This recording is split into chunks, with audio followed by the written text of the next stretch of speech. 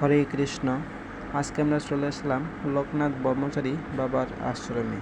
এখানে যে আপনারা ছবিটা দেখতে পারতেছেন, তিনি হচ্ছেন বাবা শিব।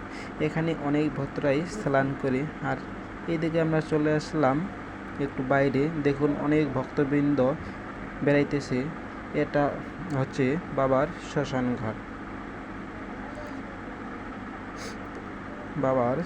ঘাট।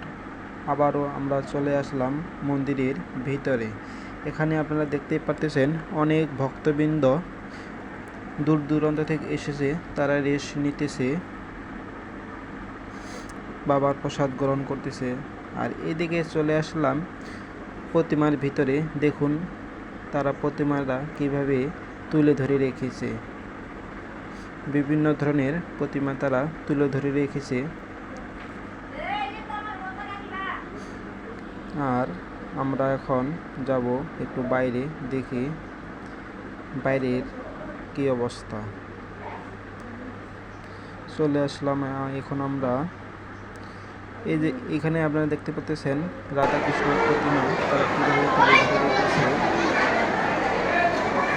রাধাকৃষ্ণ তার আরও ছেলেমেয়েরা তারা কীভাবে এখানে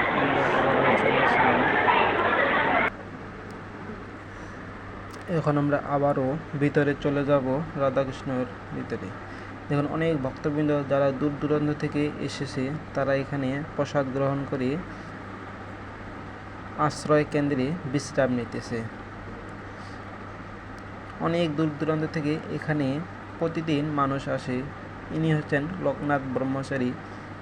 এখানে সবাই আসে, হিন্দু মুসলিম কোনো ভেদাভেদ নেই। হিন্দু মুসলিম সবাই এখানে পূজা করে।